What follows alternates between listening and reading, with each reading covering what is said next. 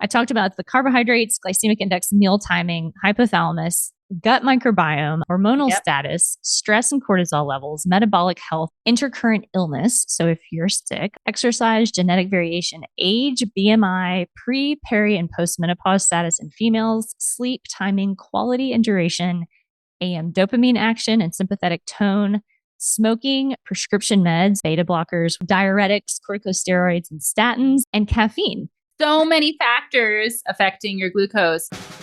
Welcome to Influence to Death, your guide for navigating the wild world of wellness influencing. Hi, and welcome to Influence to Death. I am Victoria Lafont. I'm Hannah Wright, and today we have a guest on the podcast, Angie Alt. Is that how you pronounce your last name correctly, Alt? Yes, it's Alt. Yep. Mm-hmm. It's such a cool name. Oh, thanks. So Angie is a writer, a community care activist. She's an independent researcher and a former health coach and nutritional therapist. After a decade of helping clients manage chronic illness through nutrition and lifestyle, and also training practitioners to utilize the autoimmune protocol in their practices. You guys might recognize her name from the autoimmune protocol with Mickey Trescott. I was like huge fan of yours back in the day. But now she's shifted her focus from teaching individuals about self-care concepts toward community care centered work, which is more well suited to the cooperative and social nature of human well-being. Angie now writes at Notes for a Neighbor, a weekly newsletter on new ways to frame the pressing health and wellness challenges we face collectively and the small, slow, simple actions that we can take to respond meaningfully. I love your newsletter, by the way. Thanks so much, Hannah. Yeah, I've got a new subscriber now. I'll sign up when we're done. Thanks so much, Victoria. Thank you. Yeah, so welcome, Angie. If you all want to find Influence to Death, if you want to communicate with us, we would love to hear from you. You can email us, influencetodeath@gmail.com. And we've gotten some really good show suggestions lately. So we'll get weird with some of the topics that you suggest. We are on Instagram at Influence to Death, and you can find us at Influenced Pod on Substack. Okay, Yeah. Continuous glucose monitors is the topic du jour. Okay, so like every episode, we're going to go through all the sections, starting with the history of continuous glucose monitoring, CGMs. I feel like they're very, very popular right now on social media and very trendy to see someone with it in your arm. It's the thing that sticks in your arm that monitors your glucose levels. And it's actually monitoring not in your bloodstream, but the interstitial fluid in your skin. Right. And these levels then correspond closely with your blood glucose concentrations. It also stands for curly girl method. I just want to say a lot of people have been like, you're doing an episode about curly girl method. And I'm like, no. Continuous glucose monitors. Is that the hair? Yeah. It's like crunching your hair. Okay. Yeah. It's a big thing. It's a really big thing. So CGMs were invented for a reason, and traditionally the principal method for glucose monitoring, if someone has diabetes or prediabetes, has been through self-monitoring their glucose. And that's like the finger prick you can get at the pharmacy. But there hasn't been a clear consensus on how often you have to sample. And some people sample once a day. Some people sample 10 times a day. And usually that's for someone who is already on insulin. Sometimes people will start doing that before they have insulin-dependent diabetes, like they've been diagnosed. But once you have that, you have to monitor because you have to know how to dose your insulin. It's very important because blood sugar fluctuations that are extreme can be very dangerous for people with diabetes. Yeah. So back in 1999, the first CGM system was developed by a company called MiniMed. And it was a little more complicated because you had to calibrate it with a finger stick every 6 to 12 hours and then monitor that over 3 days. And then all that info would go straight to your healthcare provider to help them understand what was going on. That was only available for people with diabetes. And then so does that mean that it's like the finger stick was kind of like checking what the monitor showed? Yep. Okay. I just wanted Yep. to make sure, and for our listeners too, like I wasn't 100% sure about that. So, And so actually, the ones that are used now by the general population, sometimes you have to still do that to Hmm. recalibrate it. And I'm kind of skipping ahead, but I've used one of the more recent ones called the NutriSense. And when you first put it in, the number can be way off. And then you're supposed, if it seems really weird, like a weird high or a weird low, you're supposed to stick your finger and then calibrate it to that. And then it adjusts based got on that it. from there on out. Kind of so Interesting. it is interesting. Yeah. So that was in 1999. That was just for people who, have a prescription, have diabetes. And then in 2005 and 2006, it kind of upgraded, and the Dexcom came out. That's like a very well known one. And for that, the patient could actually see the results. It wasn't like they had to send it to their doctor.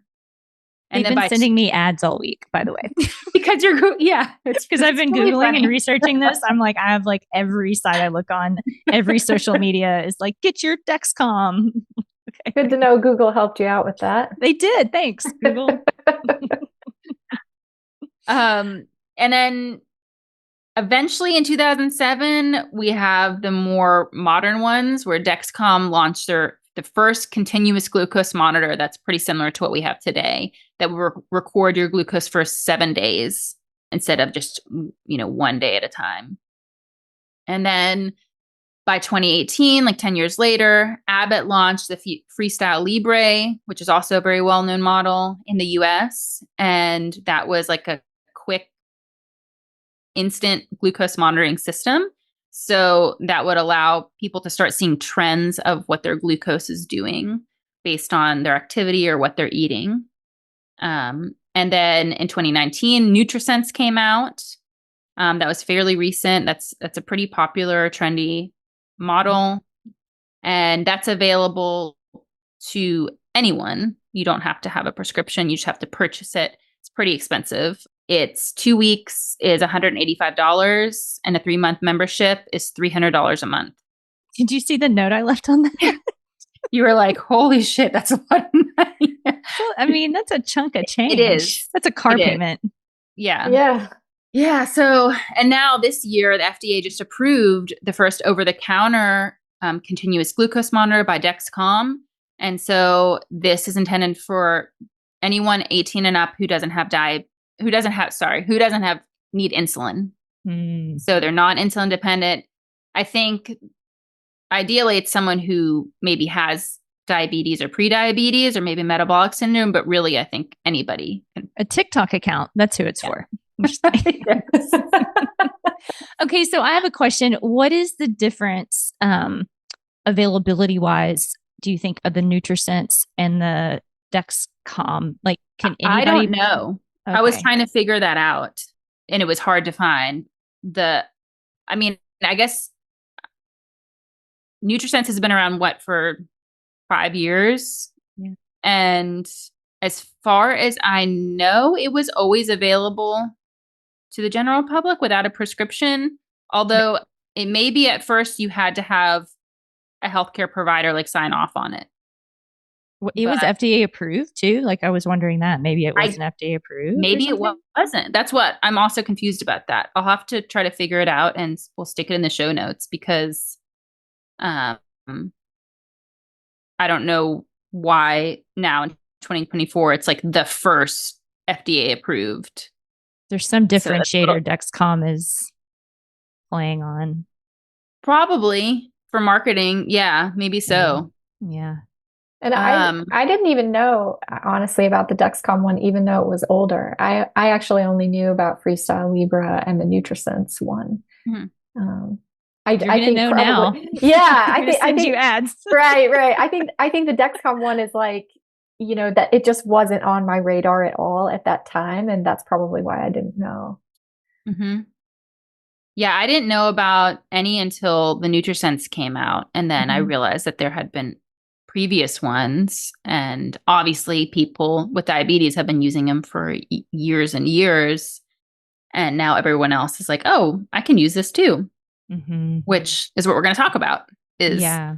So this episode is for focusing on CGMs and like the takeaways for someone who doesn't have diabetes, because we know for someone with diabetes, it can be a very essential device, and necessary device. Mm-hmm. But then the question is like, should everybody be using these to be healthier? Do you actually need it? You know? So in pop culture and for influencers, there's a ton of stuff on like Instagram. A couple of the big people, one is Fit Dad, Jason Whitrock. Do y'all know him? So his videos are really popular because they're really shareable. They're really sensational. And basically what he does is he wears a CGM and then he tests isolated foods and videos it. So he videos him eating the food, and then 2 hours later, his postprandial glucose, which just means what your blood sugar does after you eat, 2 hours after you eat. And it's really entertaining to watch. But what bugs me is seeing everyone's reaction in his comment section being like, oh my God, watermelon spiked your glucose. I can never eat watermelon again. Or, you know, all of these it's just. Does he test things that are like does he, drink a liter of Mountain Dew and test Mountain Dew? Does he do stuff like that? Or does he only eat foods that are pretty typical natural foods? No, he does both. Okay. Yeah, which is nice. And I'm interested to hear what you guys think, because that's where it's kind of like there's this fine line between some things are very helpful to know how it's affecting your glucose, especially if you're someone who does drink Mountain Dew every day. It would probably be good to know what that's doing to you. If that's going to help you in some way, maybe be like, oh, I'm not going to drink Mountain Dew anymore if I have this information. But then for other things, it's just interesting and it's isolated. So I want to be like, are you fasting? What did you exercise today? Like, what's your stress? Like all of these other things we're going to talk about that would affect your glucose, not just the food. So he's one. And then there's lots of like fitness people who use CGMs, and then NutriSense has a big presence. And that's very popular with wellness influencers. And that's the one I mentioned before. And their Instagram actually is, I feel like, pretty balanced. The stuff they share, like they do talk about how other things besides beyond the food could affect your glucose levels, which is cool. Nice. Yeah. So Hannah, are you comfortable? We can cut this out if you're not, but are you comfortable saying like your experience with NutriSense? Like, did they contact you? Okay. No. Okay. I did it on my own. I wanted to try NutriSense. I did it when I was like about a year postpartum. My glucose I didn't have gestational diabetes or anything like that when I was pregnant, but I definitely started noticing I was having blood sugar fluctuations, and it was directly related to nausea, like having morning sickness. I couldn't eat as much. I wasn't eating regularly, and it was totally, I could feel it. It was like really affecting me. And then once I had my son at a year postpartum, I was still nursing him, and I wasn't sleeping hardly at all. And I felt really weird, like not good. And so I was like, I wonder why my blood sugar is doing something weird. And so I got one just to see, and I did the 2-week trial. It was a little less expensive than it is now, but it was still pretty pricey. And it was very interesting to see. I wasn't super shocked by most things. Like I was kind of like, okay, that makes sense. That makes sense. What I did not like is it gave me anxiety about what I was eating in this weird way that I have never experienced before. I don't have a personal history of any kind of disordered eating. And I felt like I was developing something along those lines because I would watch it in anticipation after I ate. What is my blood sugar going to do? Like, is this okay? And if I saw it spiking, I would be like, oh God, like start to panic. And then I'm sure that didn't help either, because another thing I thought was really cool is noticing how stress affected it. So if I was in a rush, going to miss a meeting or something, my glucose would spike, or, these little things like that. And sleep too, of course, affected it. And so at the end of the 2 weeks, I was like, this was really cool, but I don't think I'm ever going to do this again. And I sent out a newsletter about it. And I was like, kind of the pros and cons, and basically was like, if you have, I never worked with people with eating disorders or disordered eating, and so I don't have experience in that arena at all. But based on just what it did to me, I was like, if you have a history of this, I would definitely be cautious or talk to a medical provider who can advise you with that, because I wonder how it affects other people. If it affected me that much and I don't have a history of that, like I'm curious, because even though I've never worked with that population, I think definitely a lot of my client base in the past, like I'm like you, Angie, I'm not practicing right now, but a lot of my female clients, especially, I could tell that food, what the relationship with food wasn't always the healthiest. And that's just based on our culture, like our culture, everything we're told from the time we're conceived. Yeah. Just, yeah. And Hannah, about like roughly like what year was that you did that? 2020. 2020 and or when 2021-ish, yeah. That wasn't a non-stressful year or anything. Yeah. Totally normal times.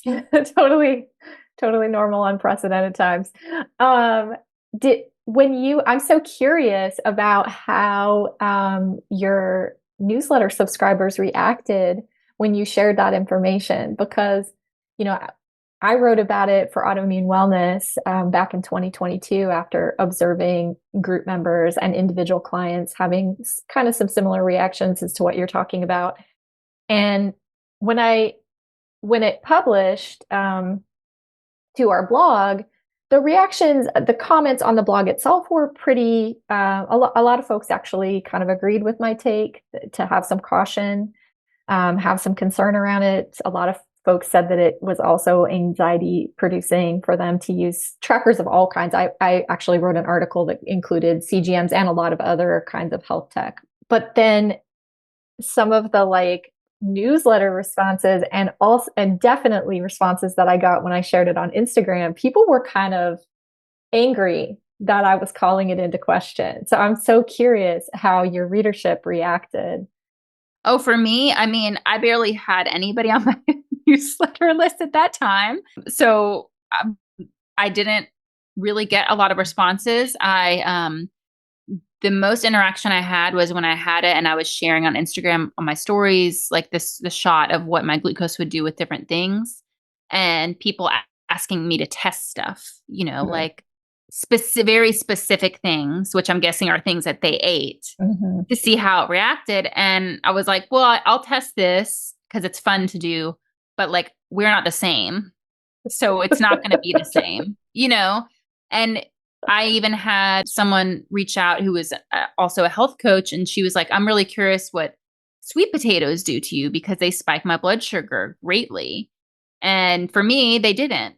And it's like, that's really interesting because that brings the whole topic to the conversation, just personal differences, genetic differences, it's complicated. So for you, Angie, I would love to hear your thoughts, and because you have such a incredible experience working with people as a nutritionist, what do you think about CGMs? And also, why do you think people are angry about it? I'm curious about that.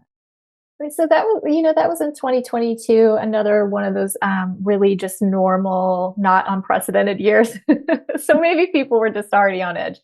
But I think that some people just they wanna embrace the trend.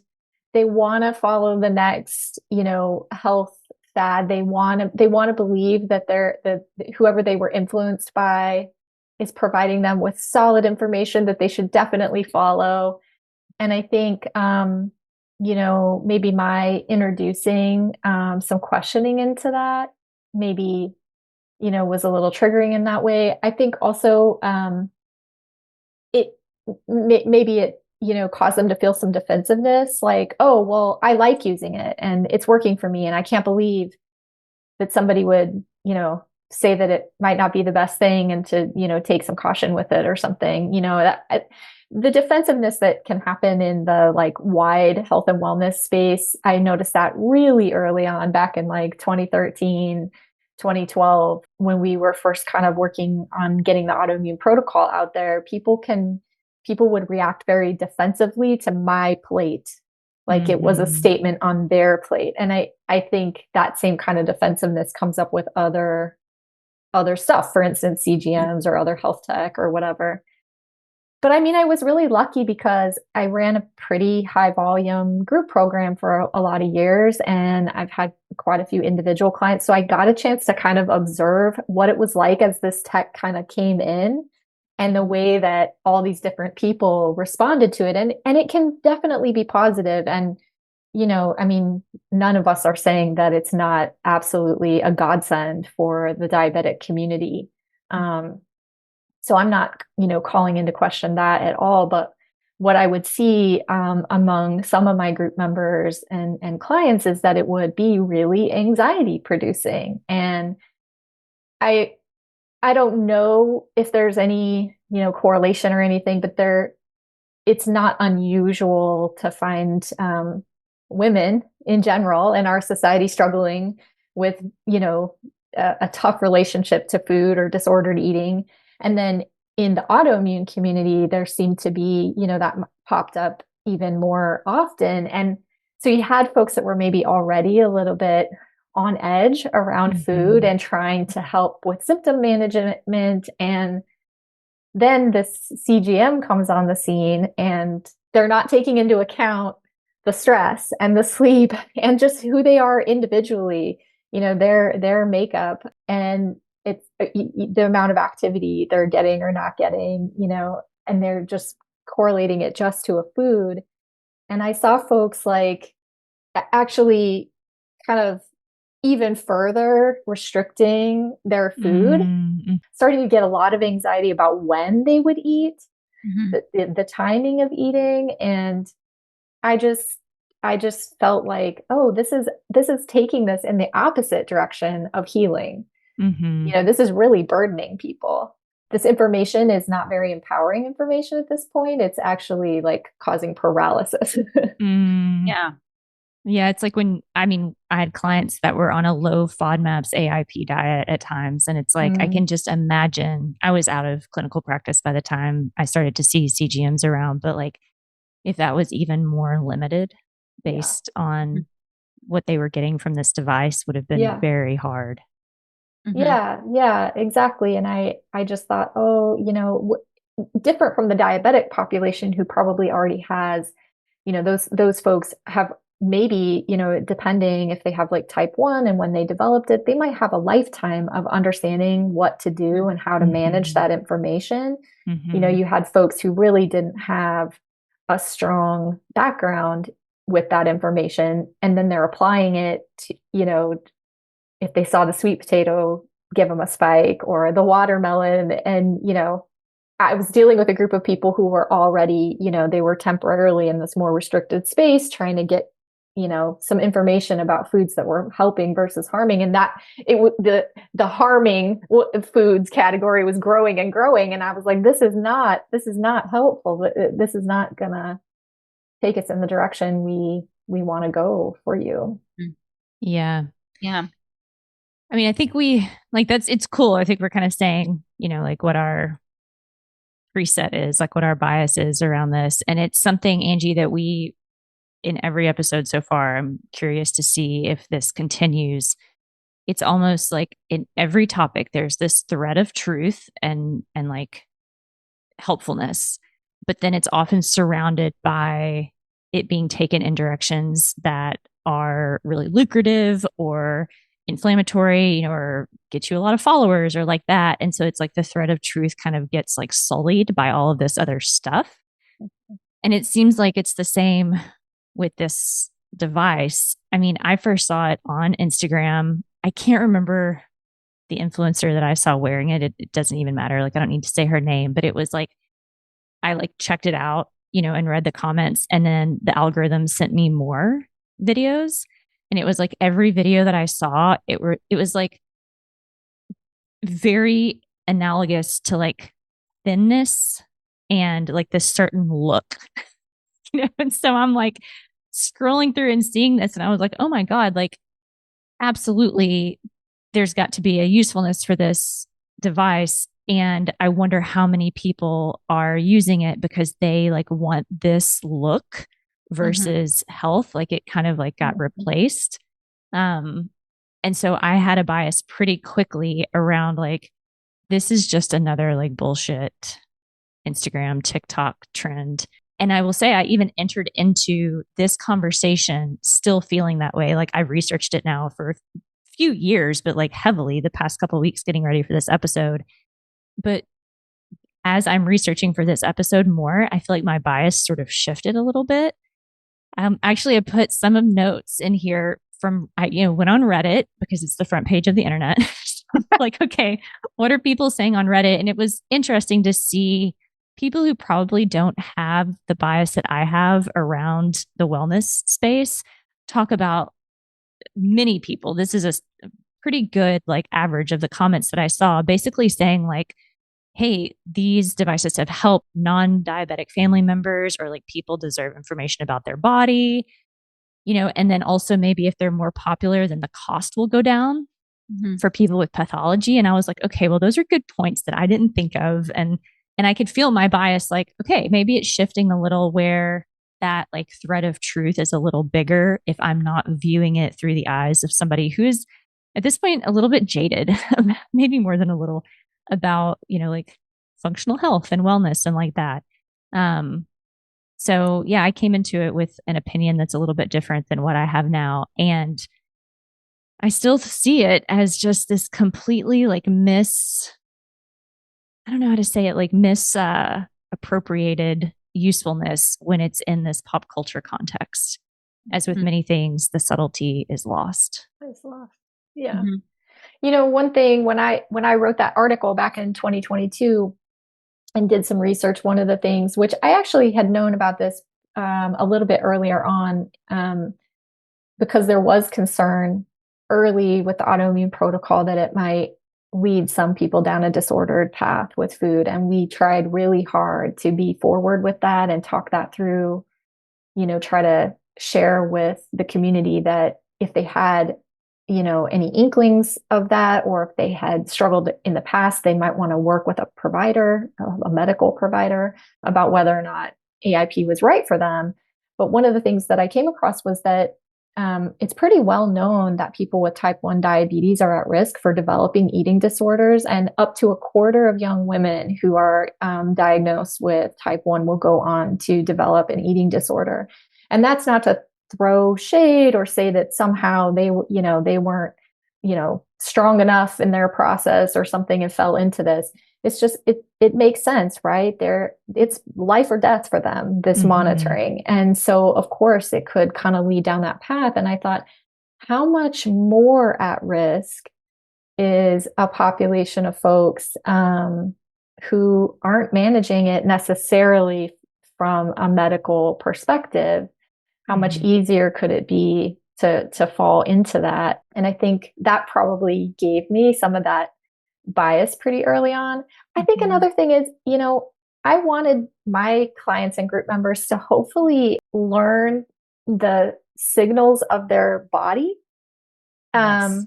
And not that we can't read our own signals wrong and need some help sometimes, but I wanted them to be more in touch with their own body and believe that they were the like captain of that ship and knew what was going on. And I felt like sometimes the CGM is removing any sense of that. Like earlier, Hannah, when you said, you decided to do it because you were postpartum and you were noticing these changes and you felt what was happening, that your blood sugar was off. And I feel like in some cases, what I was observing was that folks were like turning off that part of their brain, like abdicating the responsibility to the CGM instead and ignoring what maybe they actually felt like in favor of whatever the number said. Yes, I think that's such an important point. And I noticed you mentioned that in the article you wrote, right, Angie, about the sleep trackers too? Yeah, it's also sleep trackers. Like you're actually sleeping worse, but you're just relying on this number to tell you you're sleeping better kind of thing. And the same with glucose monitors. That's really interesting. I see people do that with so many things, honestly, but the trackers definitely make it worse. And for me, and have y'all used a CGM, either of y'all? I have not. No. Okay. So something I noticed, and this is completely anecdotal, of course, is that my glucose corresponded with how I felt and what I suspected was going on with my body. So I realized, I was like, I know this. I can feel it. It's interesting to see it on my phone as a number, but now I can take this information and be more aware of listening to those cues that my body's giving me and trusting them. I thought that was really cool because I've done the same with my clients in the past, is really trying to educate and empower them to trust what their body's telling them as far as hunger cues, fullness cues, your energy levels, your cravings, all of these things that your body's trying to tell you something. Don't ignore that. That's really important. And seeing it, quantified, I was like, oh, my body's really smart. I knew this was happening. I can tell when my blood sugar's going kind of too low because I haven't eaten in a long time. I can tell when I didn't eat the right combination of macronutrients and how I feel after. If I have really super high refined carbs and I'm not exercising, I'm just sitting around and I don't have any protein or fat, I can feel that internally. I can feel my energy and feel my mental clarity and all of these things shift. So I hope that if someone uses it, then they can take that away as a positive thing and be like, okay, I can just trust my body to tell me these things. I was just thinking it would be so cool to do the continuous glucose monitor with Dr. Mike's Pop-Tart metabolic flexibility test. It would be. It would be. And yeah, go ahead. Because I was thinking actually about that when he said that. And so Angie, we had Dr. Mike T. Nelson on last month, or I guess this month, July. And he was talking about this test he uses to tell if you're metabolically flexible and to determine if maybe you are efficient at utilizing carbohydrates. He has people eat fasted in the morning 2 regular conventional Pop-Tarts that are extremely, he said it was 80 grams of carbs, which is probably mostly sugar. Yeah. And that is correct. Those things are really high. And then see how you feel for the next 2 hours. You feel pretty, you're okay.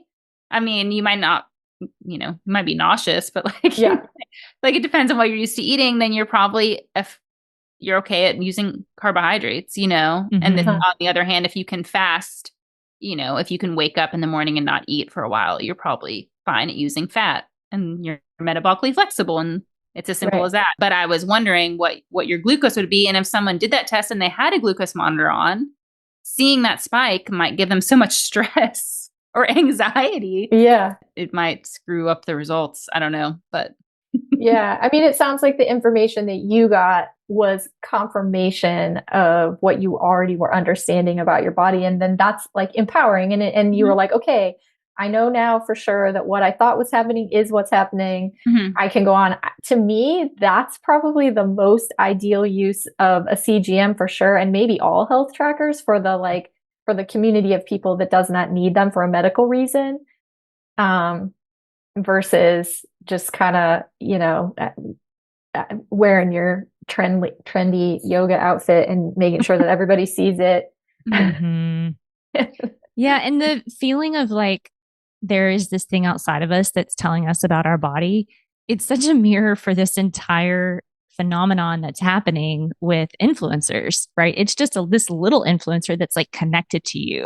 Right. A little so creepy. I love that. Yeah, that's a great way to put it. So, and the thing is I feel it in myself.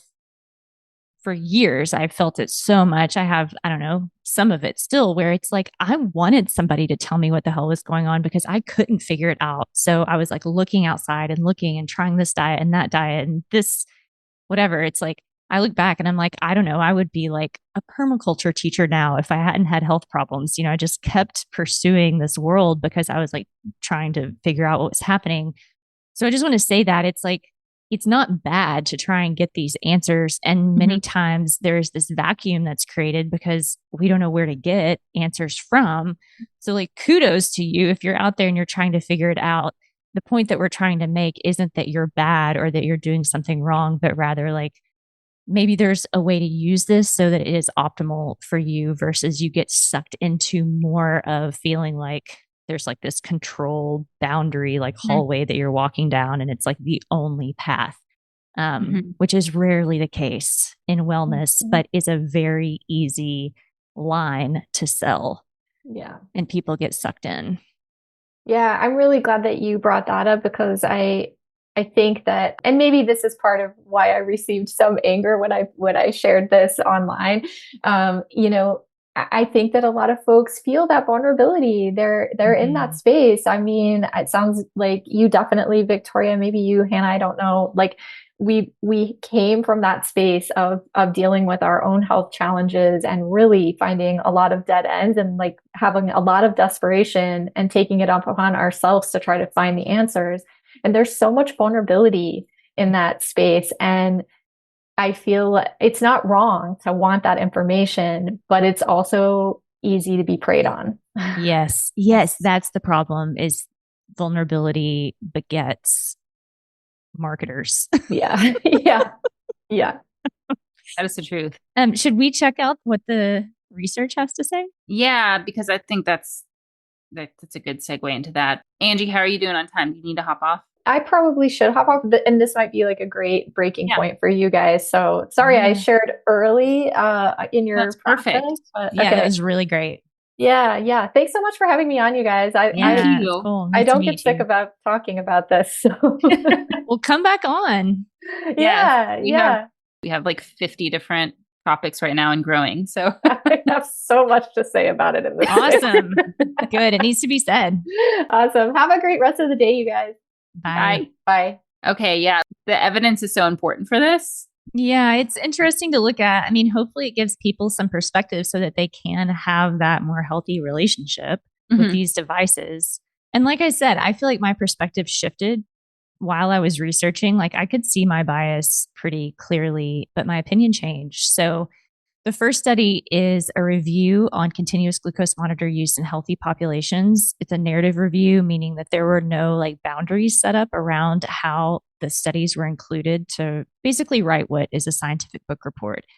So the authors could kind of pick and choose whatever studies they wanted to include.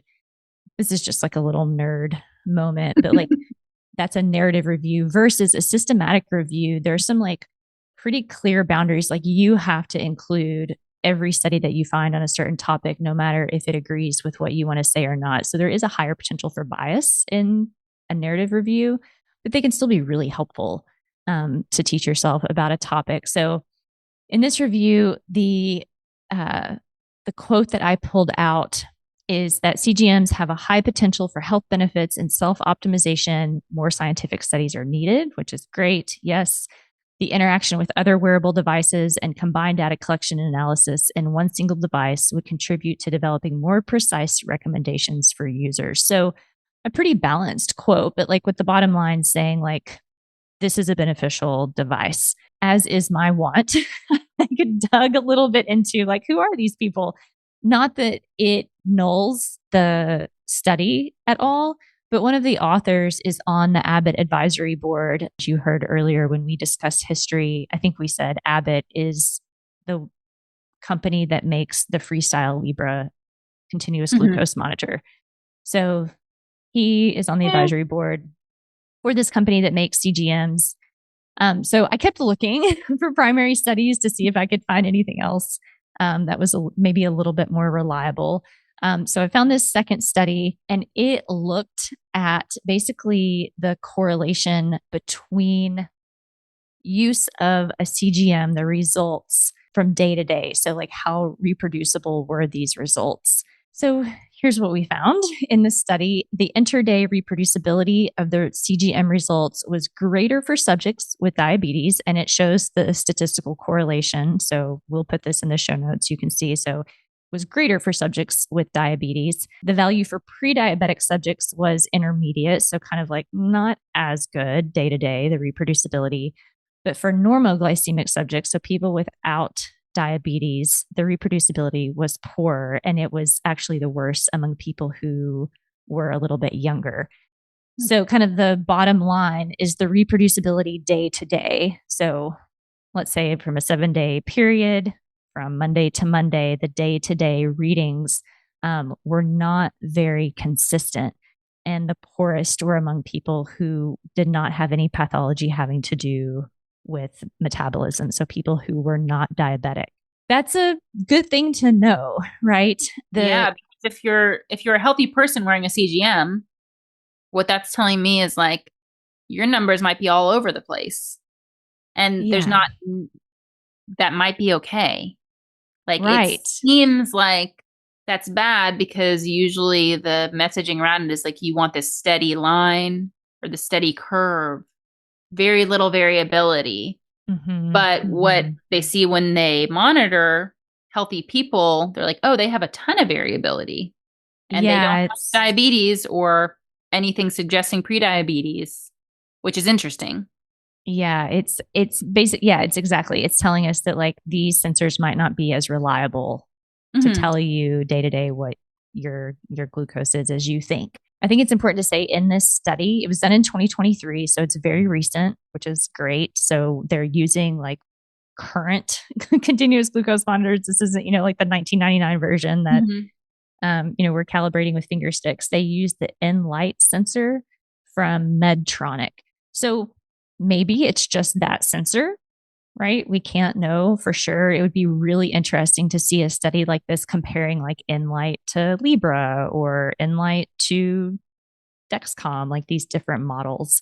But this was a big question for me once I got over my like, basically, are people just using this to stay thin? That's kind of the first bias that I had with. Well, that's how it's I mean, that's really the pulling factor is like, even with people who aren't using these, but their niche is like blood sugar regulation for people who aren't diabetic. Like weight loss or fat loss is like one of the biggest selling points, right? Yeah. And, here's the thing is like the like brainiac part of me is like, okay, fat loss is great for metabolic balance. Right. We know that for sure in the research literature.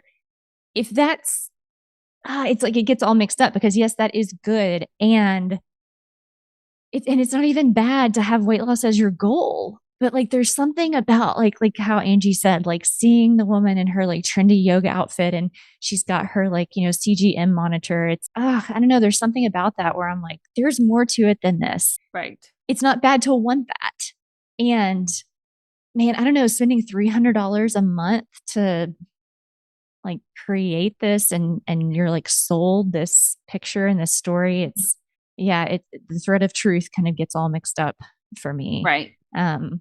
And the question that I've had, I know you and I have had this conversation a lot, is how accurately does this device show you your glucose? And this study, it's like, well, at least in reproducibility day to day, it's not as accurate, I think. Well, it's not precise. I mean, that is the actual definition. It's not as precise as some people probably think it is. So yeah, maybe it's not you. It's just, this is how this thing works. Or doesn't work the way you think it does. So, okay. This is, I feel like people are going to be like, this is what they've been waiting for. So we're going to go through the laundry list of things that can actually affect glucose and maybe affect that reading that you see, with the caveat that maybe that reading isn't as precise or possibly even as accurate as you think. So this is a study. This is kind of the major study that I pulled up. Continuous glucose monitoring in a healthy population. different study, however, but very recent. And the authors say, there's been this recent trend among individuals without diabetes using these devices as a means of monitoring their health. The increased visibility of glucose data has allowed users to study the effect lifestyle has upon postprandial, so after meal glucose levels, again, which can be really helpful. Mm-hmm. What we're looking at is if somebody has what's called postprandial hyperglycemia, so after eating high glucose. And Hannah will put these at the bottom. We'll get to this, but there are ranges that are pretty accepted for like how high your glucose should go after you eat. Essentially, it shouldn't go regularly above 140 milligrams per deciliter. That's kind of the cutoff. The teacher that we both love that we studied with, his range was from 80 to 130, Dr. Brian Walsh, but most literature shows 140 as the cap after you eat. Anyway, just as a little aside. So yeah, the article is just looking at the factors which contribute to this high glucose postprandial hyperglycemia in individuals without diabetes and how the CGM information can be used to improve metabolic health, which is awesome.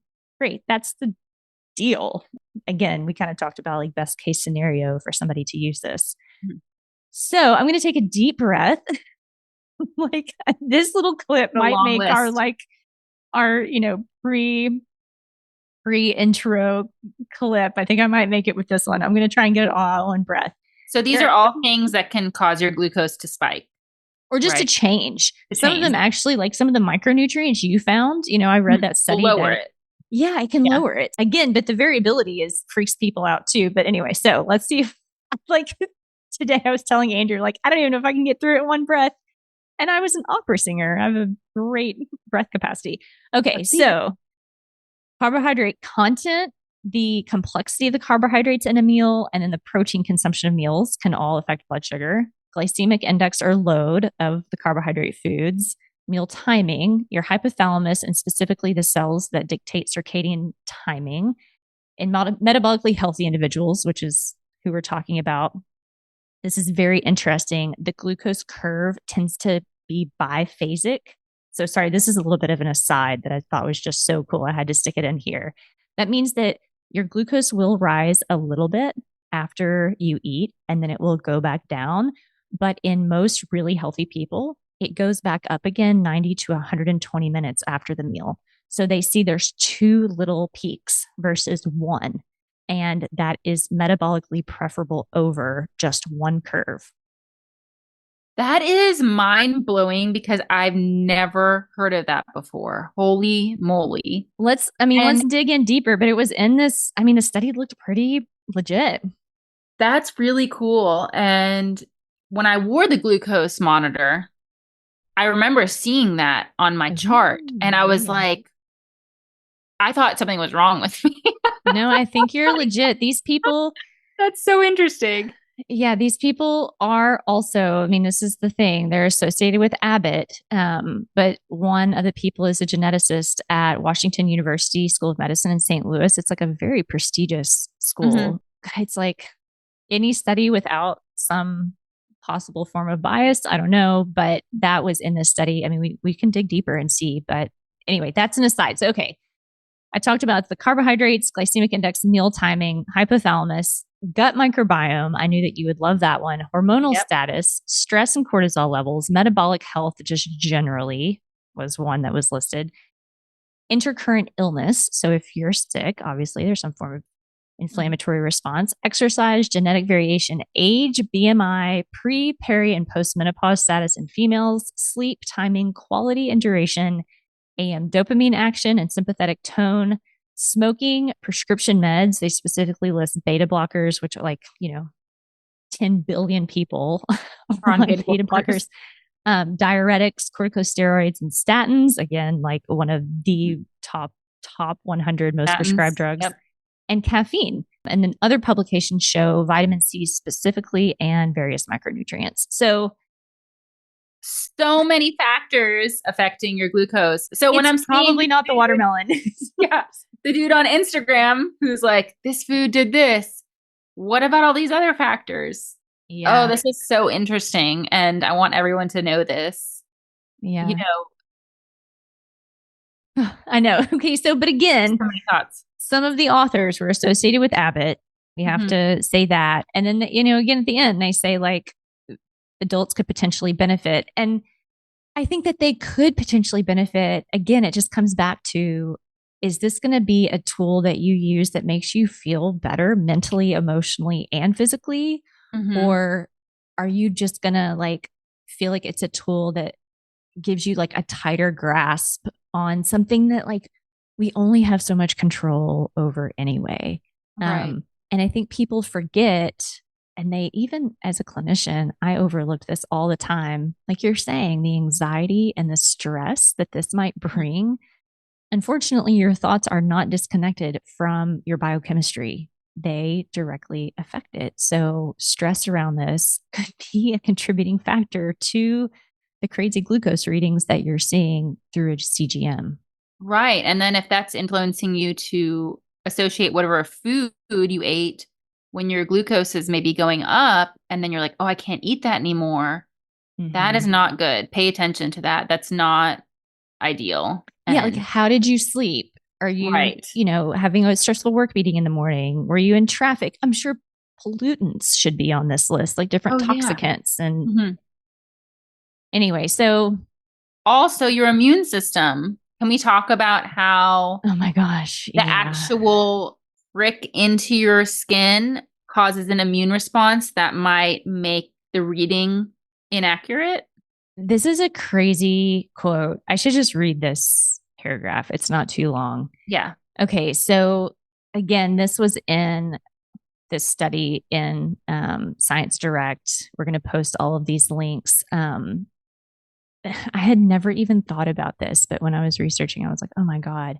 The host response to any respective glucose sensor will define sensor sensitivity, sensor performance, and ultimately sensor longevity. As such, one significant limitation of all implantable glucose monitoring devices is the foreign body response, which is an inflammatory reaction stimulated by the host's immune system in response to a foreign substance. So then they explain the mechanism, like essentially these very particular immune cells that come to the site of puncture. They are pro-inflammatory. And when these cells come to this location, it affects the accuracy of the glucose sensor, given that the metabolically active inflammatory cells consume interstitial glucose. Because of course they do. They have to create ATP for functioning.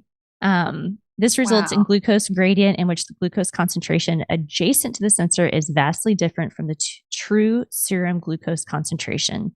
Inflammatory cells are also responsible for the recruitment of fibroblasts, which are intimately associated with this foreign body response. And then that can cause problems, which is why you can't leave these devices in for very long. So essentially, they say, these sensors have a level of toxicity. The question is like the magnitude, right? Like when we look at studies, there can be an outcome or a mechanism, and it's like, okay, well, how much does it actually affect a person? It may be a very small magnitude. My guess is it likely is, or these devices wouldn't, be useful for people who have pathology. But I just think it's interesting to at least be aware of.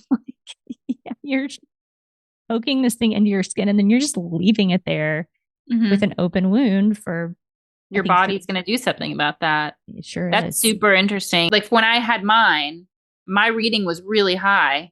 And I was like, oh, fuck, I have diabetes. Like freaked me out. And then I read like the fine print and it was like, you should do a finger prick of your blood glucose, see what that is, and then calibrate it. And it was like almost 20 points higher or something. It was really a big difference. Wow. And then I was like, oh, okay, that sounds more normal. And so my glucose was lower, but the interstitial was higher. Interesting, but I think it can be the other way too, where the interstitial is like super low.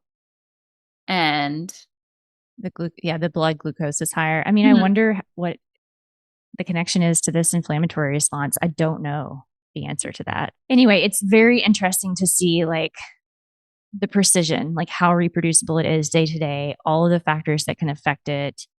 the possibility that somebody might, have a negative association with it, so that even though they think that they're doing something really healthy for their physical body, maybe it's affecting them negatively. Um, these are kind of the worries that formed my bias. But then on the other side, like seeing that people have had great benefit are the factors that are making me think like, okay, it is based on the individual. Yeah.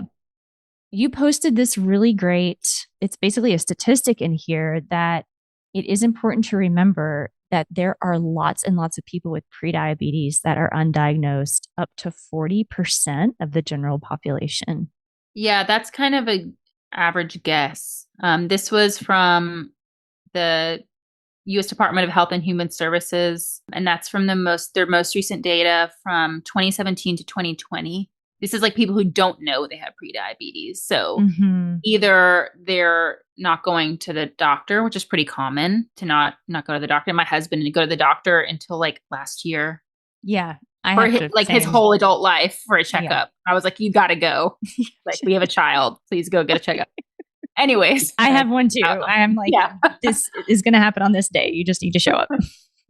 So yeah, that's a lot. And I'm really not surprised. It could also be that you are going in. I've had clients in the past, I don't know if this has happened to you, who tell me their numbers or their blood work is shared with me. And I'm like, I think you have prediabetes. Yeah. I can't make that diagnosis, obviously, or even say that. But me saying, hey, did your practitioner talk about these numbers being maybe concerning? No, they said they were fine.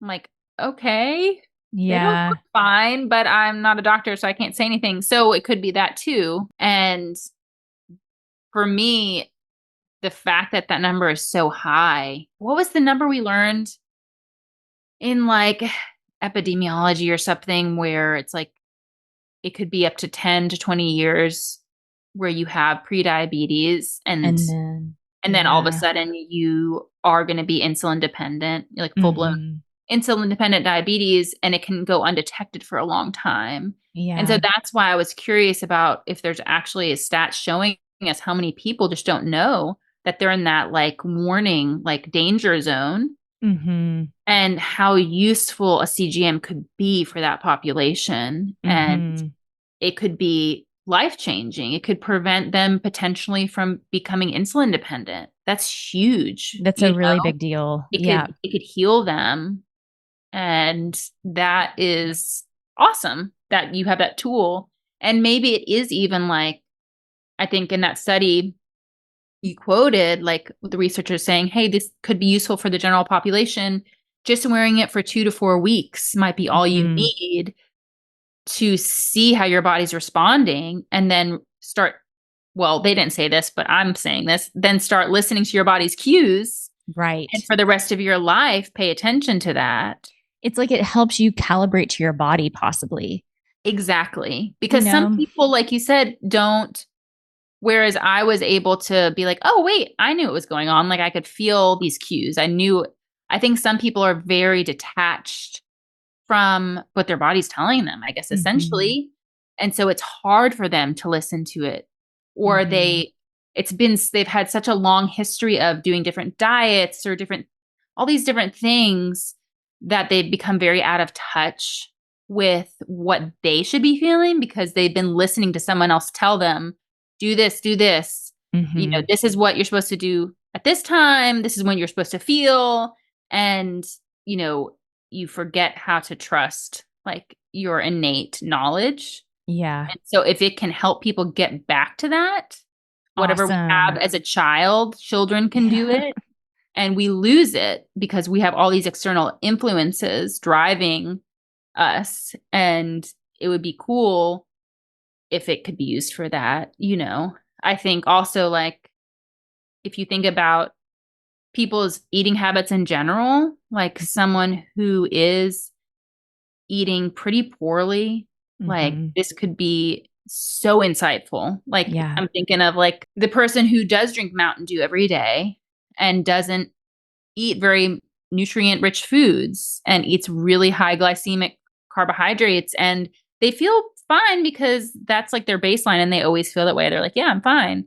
If they could see what was happening inside, then it might be really eye-opening, you know? I mean, I can say even for myself, like I can absolutely get in a little rut of like drinking my little kombucha, sugary mushroom root beer drink, and then eating some like homemade, totally organic-y whole food, you know, like nut flour brownies. And then I'll have like some fruit. Like I can totally go in that direction, especially when I was younger and working outside a lot. I can see now, like, oh, yeah, I was putting out probably, you know, thousands of calories a day and working hard. I just gravitated towards those foods versus like a more balanced macronutrient diet. Mhm.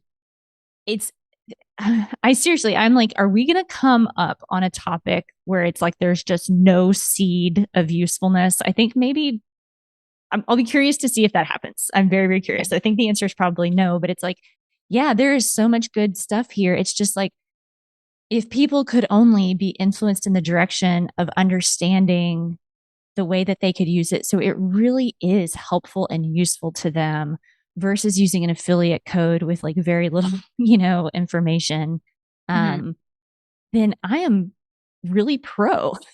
Never thought I would say that. I'm like, I kind of have been curious, like, okay, when we get our car paid off, I might try this. And I did not think that I would feel that way just because I am so initially turned off by what I've seen on Instagram and like the way I've seen it portrayed.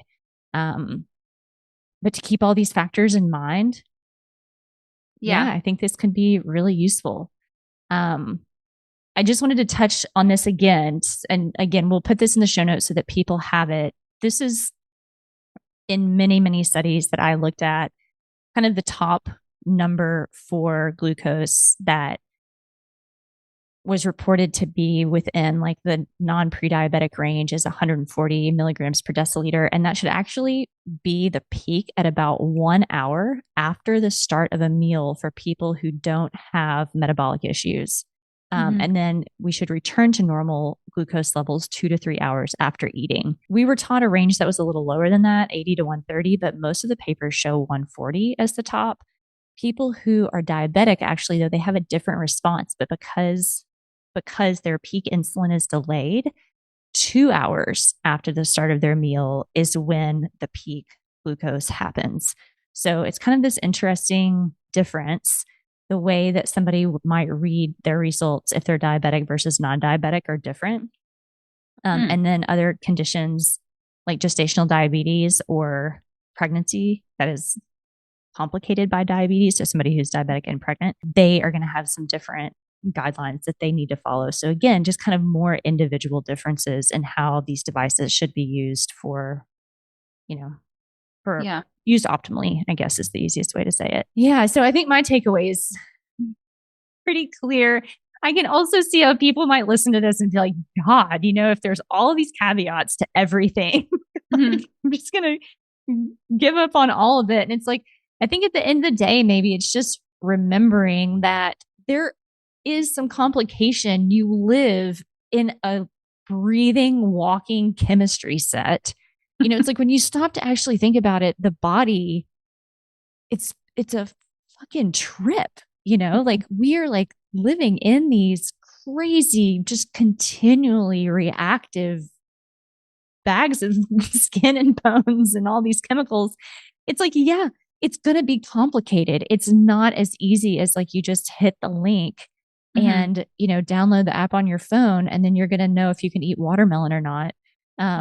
Not even to mention, we haven't even talked about like the level of like emotional pleasure, familial tie that people have to foods. You know, it's like, it's worth something to think about that. So that's my takeaway is like, use it, but know yourself enough to know that if it's going to be something that is putting even more restrictions on you and you're already pretty restricted and you feel like you've got some struggles around food or the way that you interpret the information that you're getting now, maybe work with somebody who can really help you stay on track, you know, or skip it for now. Yeah. And just keeping in mind all of those factors that affect your glucose. Like that's a huge list. And so let's say you you wear a CGM or you have, and you notice that your numbers are high, you're going over 140 regularly or something like that. Mm-hmm. Think about these other things. Are you sleeping 8 hours a night? Like good sleep where you're not waking up in the middle of the night? Is your gut health in a good place? Like, do you have some gut issues you're dealing with? Like, are you working on correcting dysbiosis, like gut bacteria imbalance? Like that could be a factor. Yes. When are you eating like these foods that are affecting your glucose? Because when you wake up in the morning, you are the most insulin sensitive that you're going to be for the rest of the day. Mm-hmm. So eating, let's say, a double fudge brownie in the morning, which I actually did have a couple bites of my brownie this morning. Just full disclosure, with some yogurt and some fruit, but I did have some brownies for breakfast because it's when I can eat them and not be wound up for the rest of the day. Well, but that's a really good point because like in the morning, you're going to be able to utilize that high glucose food better. Yeah.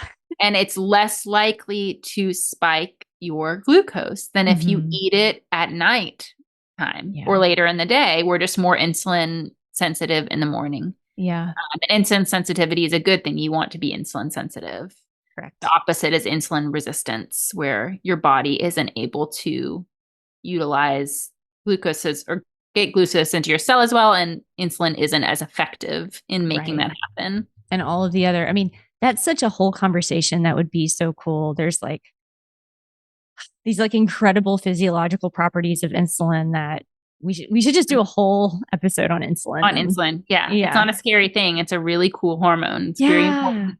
Yeah. And, it's other things like so those are some things that could potentially raise your glucose, but also lower it. So like if you're worried about having higher range of glucose, like look at your micronutrients. Mm-hmm. Mm-hmm. So this really cool study that I can't find. I didn't go into that paper, but yes, the micronutrient. So micronutrients affect your glucose regulation. So the one thing I pulled out of this that I thought was cool, because there's a bunch in there and we'll link it, is that vitamin A, vitamin D, and vitamin E ranked first in lowering fasting glucose and your postprandial 2-hour blood glucose. So that means that these are really important nutrients for glucose. And the effect, that statistic effect, I've actually never seen an SMD that high. Really? They're incredibly impactful. Essentially, like the effect of those are very, very strong. Yeah, like vitamin D, I didn't realize until we had to do research on this for a client how essential it is for glucose regulation. Yeah. So if you're vitamin D deficient, like a huge portion, I was going to say the majority, but I don't know, but a lot of people are insufficient in vitamin D or deficient in vitamin D, and you won't know it. You'll probably feel bad, but you won't realize that's what it is.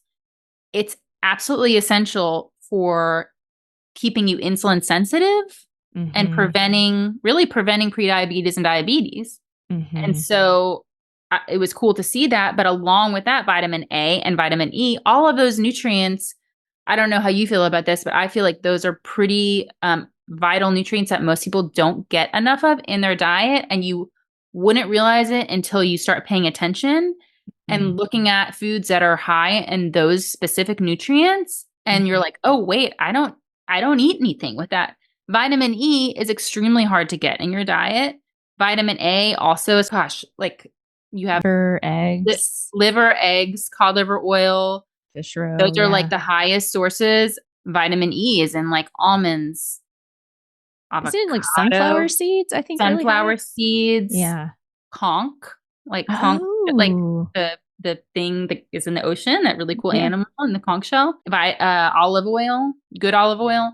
But just like things that you're like, oh, I'm maybe not actually getting the amount I need every day. And so that's something to keep in mind. Gosh, what else? Yeah, I missed that paper, Hannah. I'm glad that you brought that up. Yeah, it's a practical thing, I think, because it's not just the food that you're eating, like the watermelon or the chocolate brownie. It's like, oh, maybe you're deficient in these vitamins, and maybe you aren't sleeping well, and maybe you're going through perimenopause and maybe you I feel like you're just describing me. You're recovering from an illness. You have Is this person COVID. also under a lot of stress? I mean, so many things. Do we want to give any practical takeaways of like, there are little things you can do to ensure that you have a more balanced glucose curve? And I feel like those are becoming more popular now. By just like picking up heavy things. Yes. Moving your body. Andrew describes weightlifting. He's just like, pick up the heavy things and put them down and then pick them back up again. Yeah. Movement is, I mean, that's my number one, but to like connect to what you're saying, like getting out in the sun every day, getting some sun on your skin. It's so freaking important. Eating spaced out meals, balanced macronutrient balance throughout the day. And I'm the world's worst. Yeah. I'll just live on little sweet treats. Like the whole treat revolution. I'm like, honey, I'm the mother of the treat revolution for years. It's so easy, and you think like, oh, the food quality is good. And it probably is, but is the balance good, among the food that you're eating? Right. Yeah. It's like, I look at that list and I'm like, oh, you just reverse the list. Like you get good sleep, you move your body, you try to keep your hormones balanced the best you can. I had the first high glucose reading, like relatively high I've ever had. And I actually called Tim Sharp and I was like, what is happening? And he was like, he just happened to know. We have this house here in Kentucky. He's like, don't you sleep like shit in that house because it's so loud and it pops. This house, we're getting used to it. And it like, cracks and pops. Mm-hmm. And I was like, oh yeah, I do sleep like shit here. He's like, oh, well, that's why your blood sugar is high. Like if you're squatting 200 pounds, bar on your back, like it's probably not, you're probably fine. Your body's using glucose well. He knows how I eat. Just that one factor was it. Yeah. So it can be one factor and it's affecting you so much. Mm-hmm. And so what else is there? Are there other takeaways that you tell clients? Like sitting down and chewing your food, chewing. That's so simple. And I know it's really boring, but it's effective. It actually, when you chew, it activates GLP-1, right? Which is right. Yes. Yeah. And GLP-1 is really popular right now because of Ozempic and Wegovy, and chewing is important, and blood sugar. Doing veggies first. So like I like to make raw veggie sticks before dinner or like snack on them while I'm like cooking. And that can help, prevent a glucose spike. What else? Squats. While eating. Squats is like, there's many things that you can do. And so I guess my takeaway is if you are really wanting to wear a CGM, you are, you don't have diabetes, use it as a tool to just improve I don't know what I'm trying to say. I thought I was going to say something really profound and my brain just stopped working. Like, I gotta get you back on that NutriSense, Anna. Use it as one of the tools that you have. Don't just isolate these foods and develop a fear of them or anxiety around them. And if you realize that's happening to you, I would take a step back and maybe stop using it. And also, if you're using it because you're worried about your metabolic health, or maybe you do need to lose some weight, or whatever your goal is, look at all these other factors because sometimes they override whatever that food is doing to your glucose. Like, I'm not saying you can eat crappy all the time and eat like, all high sugar, super high, carb foods and drink soda and sweet tea and all this stuff. Definitely not saying that, but these things can screw everything up if they're not in order, and they have to be like a top priority. Right. It's not just the food. Right. Says two nutritionists.